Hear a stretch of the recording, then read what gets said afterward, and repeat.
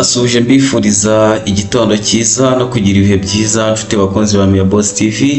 Uyu mwanya wakwibaza uti tubazaniye iki? Nanone tubazaniye amakuru agezweho, amakuru aba yiriwe avugwa ku munsi w'ejo ndetse n'araye avugwa, kugira ngo muyamenye kandi muyamenyere ku gihe, tugendane n'igihe, tugendane n'amakuru, kuko ikintu cya mbere ari amakuru. Ndagushimira rero wowe wakoze subscribe ugakora share ndetse na comment ko ukomeje kubana natwe. Ni iby'agaciro, ni ibyo kwishimira mu by'ukuri, kubera ko tutari kumwe namwe ntacyo twaba dukora hano, nta n'icyo twaba tumaze, ahubwo tugira icyo tumara, tugaragara nk'ab'agaciro kubera ko uhari. Uyu munsi rero tugiye kuganira ku makuru atandukanye avuga muri aka karere k'ibiyaga bigari, ndetse turaza no kujya turaca mu Burundi, duce muri Congo ndetse no mu Rwanda muri rusange, kugira ngo dutangire kubagezaho amakuru agiye agezweho ndetse n'ibyo twiteze muri iki cyumweru tugiye gutangira, ndetse n'ibyo twiteze muri weekend turimo. Uwahoze ari perezida wa Repubulika ya Demokarasi ya Congo ni Joseph Kabila ari Goma ubu tuvugana. Wakwibaza uti yahageze ate, yaje ate, yaje mu biki? Joseph Kabila nyuma yuko yabonye ko muri Repubulika ya Demokarasi ya Congo, by'umwihariko mu burasirazuba bwa Congo, hari umutekano mukeya ndetse hari intambara z'urudaca, intambara zidashira, yafashe icyemezo cyo kuva aho yari ari mu bihugu byo hanze. Aravuga ati ngomba kujya igomba kugira ngo nanjye ngire uruhare mu mutekano wa Repubulika ya Demokarasi ya Congo, mu mutekano w'abaturage, mu mibereho myiza y'abaturage. Nk'uwabaye perezida rero wa Repubulika ya Demokarasi ya Congo, birumvikana ko icyo yavuga cyagira agaciro cyane kurusha undi uwo ari we wese, bitewe n'uko azi inguni z'igihugu, azi imibereho y'igihugu, ndetse azi n'aho ikibazo giherereye, kubera ko nawe yabanye nabyo mu bihe bigiye bitandukanye, kandi agerageza kurwana nabyo. Nubwo bitakemutse, byagiye bikomeza kuba agatereranzamba, ariko mu by'ukuri afite umuti, afite n'icyo atekereza ko byakemura. Yageze rero muri Goma anyuze mu Rwanda, kubera ko urabizi ko nta yindi nzira yoroheje yo gucamo kugira ngo ube wagera muri Goma no mu bindi bice byo mu burasirazuba bwa Congo uretse kunyura mu Rwanda. Yanyuze mu Rwanda rero, ubu ngubu akaba yagezeyo, agiye gufatanya na M23 kuba bashakira hamwe umutekano w'abaturage muri Goma no mu bindi bice M23 yagiye ifata bigiye bitandukanye. M23 yagiye ifata ibice bigiye bitandukanye, nubwo mu minsi yashize ingabo za Wazalendo, FARDC ndetse na za FDLR n'indi mitwe bagiye bafatanyije kurwana na M23, byari byagerageje gutera M23 kugira ngo arebe ko yava mu birindiro cyangwa yareka Goma, ndetse bakavuga ko Wazalendo yaba yisubije kano gace, ariko sibyo. Ubu hari mu maboko ya M23, bivuze ko n'ubundi uyu Kabila aje kugira ngo afatanye na M23 barebe niba habaho guhuza, bakaba bashakira igisubizo kirambye uburasirazuba bwa Repubulika ya Demokarasi ya Congo.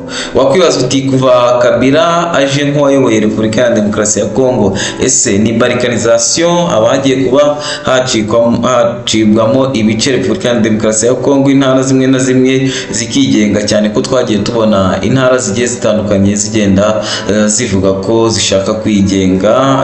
Twabonye intara ebyiri, ariko na Goma ni na Kivu ishobora kuba yaba indi leta muri Repubulika ya Demokarasi ya Congo yakwigumura ndetse ikava kuri leta ya Kinshasa. Reka tubitega amaso turebe, tumenye nimba koko hari ikizakorwa kuba Kabila hari ikizahinduka, umutekano ukaba wagaragara muri bino bice.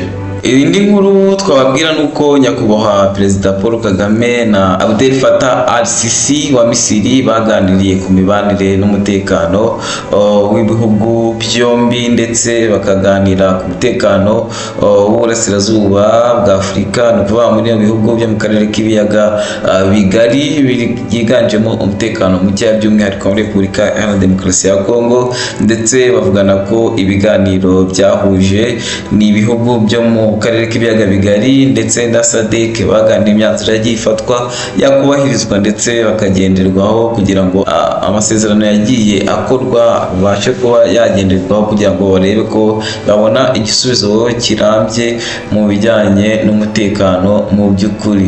Kandi u Rwanda rwagiranye ubufatanye na Misiri yaba mu mihahiranire ndetse no mu mibereho y'ibihugu byombi. Si ubwa mbere kubera ko u Rwanda na Misiri bisanzwe bifatanya kandi bigahuza imibanire ndetse no guhuza uburyo bw'imibereho mu rwego rwo kugira ngo bafatanye no kuzamurana no kuzamura Afurika muri rusange. Perezida Evariste Ndayishimiye w'u Burundi yifatanyije n'abakristo mu nzira y'umusaraba no kuzirikana ububabare bwa Yesu Kristo aheka umusaraba. Ibi byatangaje abantu benshi, ariko Perezidanse y'u Burundi yatangaje ko Perezida Evariste Ndayishimiye yahuye n'abakristo bo mu Burundi bakajya kwifatanya mu bubabare bwa Yesu Kristo yagize ku musaraba ubwo yapfiraga abantu. Uyu mu perezida rero abantu bamwe bamusetse, abandi bamushyigikiye baramushimira. Abamusetse ku mbuga nkoranyambaga bavuga ati yananiwe gushaka ibisubizo by'ibibazo igihugu cye gifite, ariko arajya kwirwa yikoreye ibiti bya gereveriya. Ibi ngibi biratangaje cyane kuba umuperezida nk'uriya yicisha bugufi akaba yagenda akajya kwikorera ibiti bitandukanye kugira ngo bigaragare ko yifatanyije n'abakristo bo mu Burundi, by'umwihariko nk'uko abakristo batandukanye ku isi hose bari muri iki gikorwa cy'inzira y'umusaraba bazirikana ububabare Yesu Kristo yagize aheka umusaraba akagezwa n'aho awubambwaho. Biratangaje rero kubona umuperezida nk'uriya w'igihugu nka kiriya amanuka kuri wa rwego akajya kwikorera ibiti kugira ngo bigaragare ko nawe yishyize mu mwanya w'abaturage ndetse mu mwanya w'abakristu ndetse yifatanyije nabo mu bubabare no buribwe Yesu Kristo yanyuzemo muri kiriya gihe yababazwaga.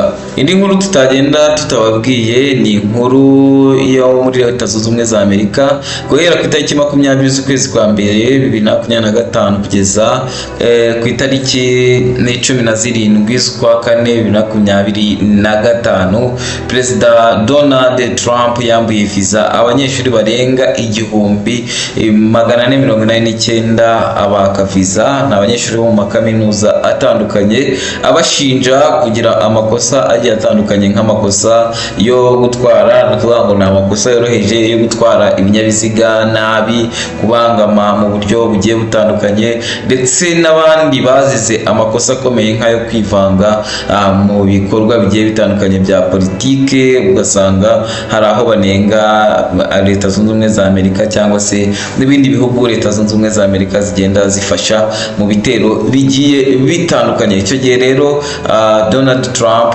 n'abayobozi bafatanyije cyangwa se n'abamushyigikiye bahise bambura viza aba banyeshuri barenga 1489. Bivuze ko rero abaturage batuye bimukira mu by'ukuri ntaho baraye, n'ubundi Donald Trump azakomeza kugenda yirukana bamwe ndetse agenda yambura viza bamwe bagiye batandukanye nk'uko yabyiyemeje muri rusange. Ndabashimiye inshuti bakunzi ba Meya Boss TV ko mwemeye gukurikirana aya makuru kugira ngo tubane, nyamara ni iby'agaciro kubana natwe. Kora subscribe, kora share na comment, tujye tubana mu bihe bigiye bitandukanye. Ndagushimiye cyane wowe twari kumwe.